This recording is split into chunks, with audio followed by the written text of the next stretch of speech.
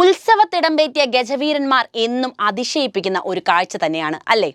കേരളത്തിൽ ഇപ്പോൾ ജീവിച്ചിരിക്കുന്നവയിൽ വെച്ച് ഏറ്റവും ജനസമ്മതിയുള്ള ആന ആരാണ്? മുഖവുരയുടെ യാതൊരു ആവശ്യവുമില്ലാതെ പറയട്ടെ, അത് തെച്ചിക്കോട്ടുകാവ് രാമചന്ദ്രനാണ്. ആനപ്രേമികളുടെ പ്രിയപ്പെട്ട ഈ ഗജരാജൻ 13 പേരുടെ ജീവനെടുത്ത കൊലയാളി കൂടിയാണ് എന്ന് ഓർമ്മിപ്പിക്കട്ടെ. ഇന്ന് പറയുന്നത് കേരളത്തിലെ ആനപ്രേമികളുടെ ഗജവീരനെ കുറിച്ചാണ്, കൊലയാളി ആനയെക്കുറിച്ച്. അതിനു മുൻപ് ഒരു ചോദ്യം, നിങ്ങൾക്ക് തെച്ചിക്കോട്ടുകാവ് രാമചന്ദ്രനെ ഇഷ്ടമാണോ? എന്താണ് ഇവനെക്കുറിച്ചുള്ള നിങ്ങളുടെ അഭിപ്രായം? എന്തുതന്നെയായാലും കമന്റ് ബോക്സിൽ എഴുതൂ. നമുക്ക് നേരെ വീഡിയോയിലേക്ക് പോകാം. ആനപ്രേമികളുടെ ഹരമാണ് അന്നും ഇന്നും എന്നും തെച്ചിക്കോട്ടുകാവ് രാമചന്ദ്രൻ. തലപ്പൊക്കത്തിലും എടുപ്പിലും തെച്ചിക്കോട്ടുകാവ് രാമചന്ദ്രൻ മറ്റ് ആനകളുടെ എല്ലാം മുമ്പിൽ തന്നെ നിൽക്കും. കേരളത്തിലെ നാട്ടാനകൾക്കിടയിലെ സൂപ്പർ സ്റ്റാർ എന്ന പരിവേഷവും ഇവന് മാത്രം അവകാശപ്പെട്ടതാണ്. കേരളത്തിൽ അങ്ങോളം ഇങ്ങോളം ആരാധകരുള്ള ഗജപ്രമുഖൻ, എല്ലാ ഗജലക്ഷണങ്ങളും തികഞ്ഞ ആനയായ മലയാളക്കരയുടെ തെച്ചിക്കോട്ടുകാവ് രാമചന്ദ്രൻ. സമൂഹ മാധ്യമങ്ങളിലടക്കം ആരാധകരുള്ള ഗജരാജനാണ് തെച്ചിക്കോട്ടുകാവ് രാമചന്ദ്രൻ.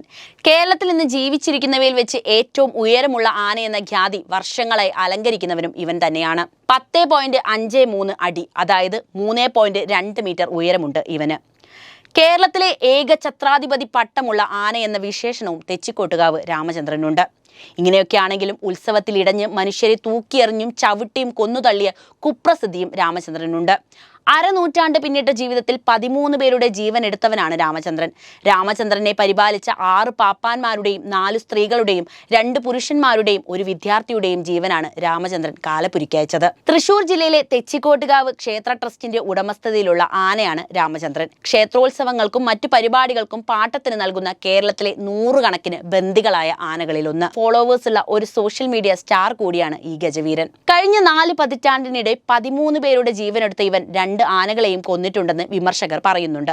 അതേസമയം ഈ മരണങ്ങളുടെ കാരണം രാമചന്ദ്രൻ അല്ലെന്നും പ്രകോപിതനായതിനെ തുടർന്ന് തിക്കിലും തിരക്കിലും പെട്ടാണ് ഇത് സംഭവിച്ചതെന്നുമാണ് തെച്ചിക്കോട്ടുകാവ് ക്ഷേത്രം ഭാരവാഹികളുടെ വാദം. അർദ്ധകാഴ്ച മാത്രമുള്ള രാമചന്ദ്രനെ ജനനിബിഡമായ ഇടങ്ങളിൽ എഴുന്നള്ളിക്കുന്നതിന്റെ ഔചിത്യത്തെക്കുറിച്ച് ഞാനിപ്പോൾ സംസാരിക്കുന്നില്ല.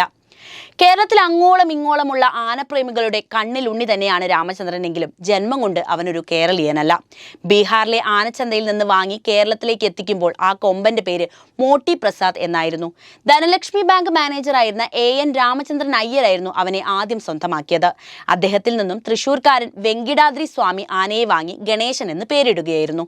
1984 തെച്ചിക്കോട്ടുകാവ് ദേവസ്വം ഈ ആനയെ വാങ്ങി നടക്കിയിരുത്തിയപ്പോഴാണ് ഗണേശനിൽ നിന്ന് തെച്ചിക്കോട്ടുകാവ് രാമചന്ദ്രൻ എന്നായത്. തൃശൂർ ജില്ലയിലെ പേരമംഗലത്തിനടുത്തുള്ള തെച്ചിക്കോട്ടുകാവ് ക്ഷേത്രത്തിന്റെ ഭാഗമായി അടുത്ത 5 കൊല്ലത്തിനിടെ 6 പാപ്പാന്മാരെയാണ് രാമചന്ദ്രൻ കൊലപ്പെടുത്തിയിട്ടുള്ളത്. 1986 അന്നത്തെ പാപ്പാൻ വാഹനമിടിച്ച് മരണപ്പെട്ടതിനെ തുടർന്ന് എത്തിയ പാപ്പാന്റെ മർദ്ദനത്തിൽ തെച്ചിക്കോട്ടുകാവ് രാമചന്ദ്രന്റെ വലതുകണ്ണിന്റെ കാഴ്ച പൂർണ്ണമായും നഷ്ടപ്പെട്ടു. കാലക്രമേണ ഇടതുകണ്ണിന്റെ കാഴ്ചാശക്തിയും ഭാഗികമായി നഷ്ടപ്പെട്ടു. 2009 തൃശൂർ കാട്ടാക്കാമ്പൽ ഭഗവതി ക്ഷേത്രത്തിൽ വെച്ച് ഇടഞ്ഞ ആനയുടെ ആക്രമണത്തിൽ ഒരു 12കാരൻ മരിക്കുകയും 100ഓളം പേർക്ക് പരിക്കേൽക്കുകയും ചെയ്തു. ആ വർഷം തന്നെ എറണാകുളത്തപ്പൻ ക്ഷേത്രത്തിൽ തെച്ചിക്കോട്ട് രാമചന്ദ്രൻ ഇടഞ്ഞപ്പോൾ ഒരു സ്ത്രീയും മരിച്ചു. 2013 പെരുമ്പാവൂർ കൂത്തുമടം തൈപ്പൂയത്തിനിടെ തെച്ചിക്കോട്ട് രാമചന്ദ്രൻ ഇടഞ്ഞപ്പോൾ പൊലിഞ്ഞത് 3 സ്ത്രീകളുടെ ജീവനാണ്. 2019 ഫെബ്രുവരി മാസം 8-ാം തീയതിയായിരുന്നു രാമചന്ദ്രൻ ഇടഞ്ഞത്. പിന്നിൽ നിന്ന് പടക്കം പൊട്ടിക്കുന്ന ശബ്ദം കേട്ടായിരുന്നു രാമചന്ദ്രൻ കലി തുള്ളിയത്. ഓടുന്നതിനിടെ സമീപത്ത് നിൽക്കുകയായിരുന്ന കണ്ണൂർ സ്വദേശി ബാബു, കോഴിക്കോട് നരിക്കുനി സ്വദേശി ഗംഗാധരൻ എന്നിവർക്കാണ് ജീവൻ നഷ്ടപ്പെട്ടത്. ഈ സംഭവത്തെ തുടർന്നായിരുന്നു വനം വകുപ്പ് തെച്ചിക്കോട്ടുകാവ് രാമചന്ദ്രനെ 15 ദിവസത്തേക്ക് എഴുന്നള്ളിപ്പിൽ നിന്ന് വിലക്കിയത്. ചെറിയ ശബ്ദം പോലും കേട്ടാൽ വിരളുന്ന അവസ്ഥയുണ്ടെന്ന് കണ്ടെത്തിയതോടെയാണ് രാമചന്ദ്രന് വിലക്ക് ഏർപ്പെടുത്തിയത്.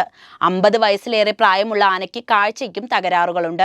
അതിനിടയിലാണ് തൃശൂർ പൂരത്തിന്റെ തിടമ്പേറ്റാൻ രാമചന്ദ്രൻ വേണമെന്ന വികാരം ആനപ്രേമികൾക്കിടയിൽ ശക്തമായി തുടങ്ങിയത്. 2011 മുതൽ തൃശൂർ പൂരത്തിന്റെ തെക്കേ ഗോപുരവാതിൽ തള്ളിത്തുറക്കുന്ന ആചാരപ്രധാനമായ ചടങ്ങിന് നിയോഗിക്കുന്നത് തെച്ചിക്കോട്ടുകാവ് രാമചന്ദ്രനെയാണ്.